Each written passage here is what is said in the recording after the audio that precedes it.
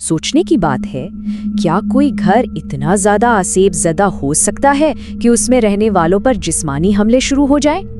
आज हम अमेरिका की सबसे मशहूर और हाँ सबसे ज्यादा डॉक्यूमेंटेड यानी सबूतों के साथ रिकॉर्ड की गई खौफनाक कहानियों में से एक की तह में जा रहे हैं, सैली हाउस की।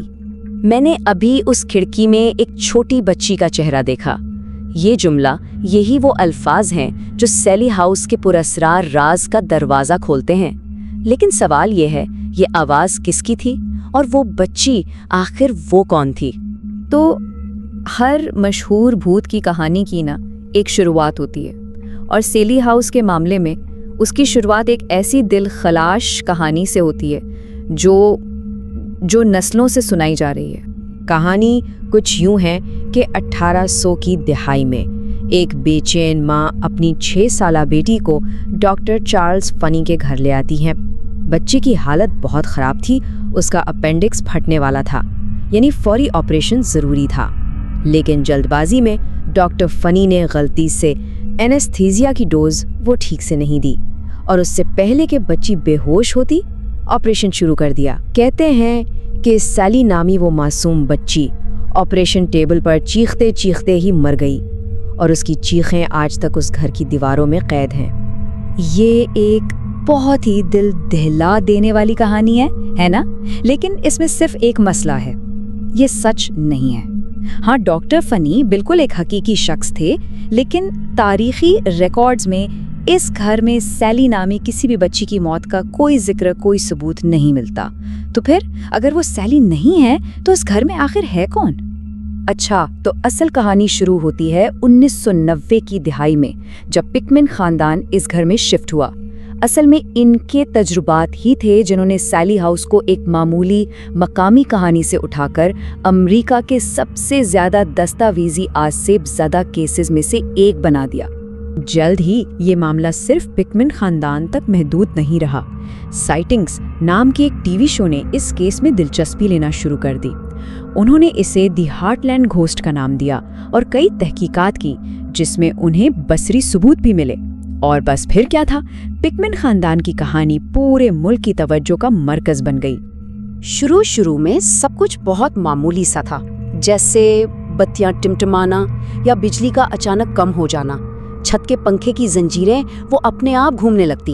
इनका बच्चा नर्सरी में जब भी अकेला होता तो रोते हुए उठ जाता, और इनका कुत्ता वो हमेशा एक खाली नर्सरी के दरवाजे पर भौंकता रहता था। ऐसी चीजें जिन्हें आप कह सकते हैं कि शुरू में नजरअंदाज किया जा सकता था। मगर फिर एक दिन उन्हें कुछ ऐसा नजर आया जिसकी कोई वजाहत नहीं थी। उनके बच्चे के 3 खिलौने नर्सरी के बिल्कुल बीच में एक परफेक्ट सर्कल यानी दायरे में बैठे हुए पाए गए। और बस यही वो लम्हा था जब मामूली अजीबो गरीब वाक़यात असल खौफ में बदल गए। इस खिलौनों वाले वाक़े के बाद घर में मौजूद चीज़ ने अपना असल रूप दिखाना शुरू कर दिया। अब ये सिर्फ खेल नहीं रही थी, अब ये एक ख़तरा बन रही थी। और ये जो शिद्दत में इजाफा हुआ वो हैरान कुन था। पहले कदमों की आवाज़ें आने लगीं, जैसे कोई सीढ़ियों पर ऊपर नीचे भाग रहा हो, साथ में बच्चों के हंसने की आवाज़ें। फिर चीज़ें अपनी जगह से हिलने लगीं, खानदान की तस्वीरें उल्टी हो जाती। एक मोमबत्ती पिघल गई जिस पर एक छोटे से हाथ का निशान था। उसके बाद घर में अचानक अजीब जगहों पर आग लगना शुरू हो गई, हत्ता कि एक जलती हुई गुड़िया सीढ़ियों पर मिली। और आखिर में जिस्मानी राब्ता। इस चीज़ ने सीधा टोनी को निशाना बनाना शुरू कर दिया, जिसकी शुरुआत उसकी टांग पर काटने के निशान से हुई। इसी दौरान एक मीडियम ने उन्हें बताया कि घर में सैली नाम की एक छोटी बच्ची की रूह है और वो बस खानदान का हिस्सा बनना चाहती है। ये सुनकर डेबोरा को तो कुछ तसल्ली हुई, लेकिन टोनी को इस बात पर बिल्कुल यकीन नहीं आया। उसे महसूस हो रहा था कि इस मासूम चेहरे के पीछे कुछ बहुत बहुत ज़्यादा खतरनाक छुपा हुआ है। और टोनी बिल्कुल ठीक था। जल्द ही ये बात वाज़े हो गई कि घर में जो भी था उसका सिर्फ और सिर्फ एक ही हदफ था, टोनी पिकमैन। और यही इस केस का सबसे अजीब पहलू है। एक तरफ थी सैली, एक मासूम अकेली बच्ची की रूह जिसे मीडियम्स और शुरू में डिबोला महसूस कर रही थी। उसका मकसद था बच्चे की हिफाजत करना। और दूसरी तरफ ایک پرتشدد شکل بدلنے والی مخلوق تھی جو سیدھا ٹونی کو نشانہ بنا رہی تھی، جسمانی حملوں سے لے کر ذہنی اذیت تک۔ گویا وہ ایک ہی گھر میں دو الگ الگ بالکل مختلف حقیقتوں کا سامنا کر رہے تھے، اور یہ حملے بہت وحشیانہ تھے۔ ٹونی کے جسم پر گہری سرخ خراشیں اچانک نمودار ہو جاتی، جن سے کبھی کبھی خون بھی بہتا۔ اس کی ٹانگ پر کاٹنے کا واضح نشان تھا۔ اس کے پیٹ اور ماتھے پر عجیب قسم کی سوجن بن جاتی، اور سب سے حیران کن بات، سائٹنگز کے کیمرے کے سامنے اس کے سینے پر گھر کے بلڈر MC فنی کے انیشلز MC کھرچ دیے گئے۔ اسے جسمانی طور پر اٹھا کر سیڑھیوں کی ریلنگ پر دے مارا گیا، اور یہ سب کچھ فلمایا جا رہا تھا۔ پہلی بار جب ٹونی نے اس مخلوق کو صاف دیکھا تو وہ ایک چھوٹی شفاف سی بچی کی صورت میں تھی، پرانے قسم کے کپڑے پہنے ہوئے۔ اس نے کچھ کہا نہیں، بس خوفزدہ نظروں سے تہخانے کے دروازے کو گھور رہی تھی۔ اس کے بعد کا تجربہ اور بھی زیادہ پریشان کن تھا۔ اسے ایک ایسی چیز دکھائی دی جو بالکل اس کی بیوی ڈیبورا جیسی دکھتی تھی، لیکن ایک گھریلو ملازمہ کے لباس میں۔ جب بھی ٹونی اس کے پیچھے جاتا وہ ہوا میں غائب ہو جاتی۔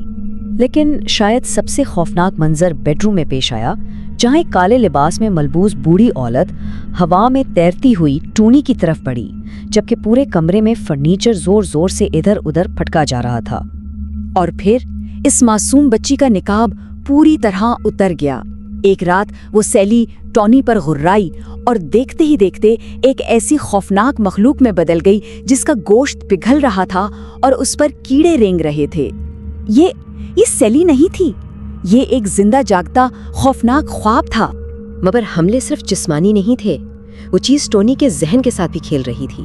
اسے آوازیں سنائی دیتی، ایسی آوازیں جو اسے ڈیبورا کو قتل کرنے پر اکساتی۔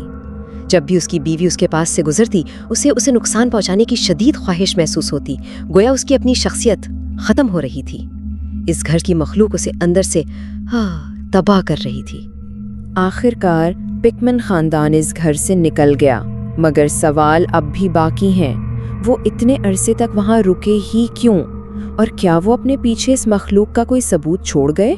پکمن خاندان کے جانے کے سالوں بعد ایک تحقیقاتی ٹیم نے اس گھر میں ایک آڈیو ریکارڈر چھوڑ دیا۔ جو کچھ ریکارڈ ہوا اس کے بارے میں ایک تحقیق کار نے کہا، میں نے یہ کلپ 2 سال پہلے سنا تھا اور یہ میرے ذہن سے کبھی نہیں نکلا۔ جس لمحے میں نے اسے سنا میں اپنی سیٹ پر جم سا گیا تھا۔ یہ آڈیو ثبوت اسٹانشنگ لیجنڈز نام کی ایک سیریز سے لیا گیا ہے، جو عام بھوت پریت کی کہانیوں کے بجائے بہت تحقیق اور شک و شبہ کی مبنی تجزیے کے لیے مشہور ہیں، اور شاید یہی وجہ ہے کہ انہوں نے جو کچھ ریکارڈ کیا وہ اتنا زیادہ پریشان کن ہے۔ تو آخری اور سب سے اہم سوال، 20 جولائی 2018 کو اس خالی نرسری میں چھوڑے گئے ریکارڈر نے آخر کیا ریکارڈ کیا؟ سیلی ہاؤس میں موجود مخلوق کی اصلیت کیا تھی؟ کیا وہ واقعی ایک بھٹکی ہوئی بچی کی روح تھی یا کچھ اور، کچھ بہت بہت زیادہ تاریک؟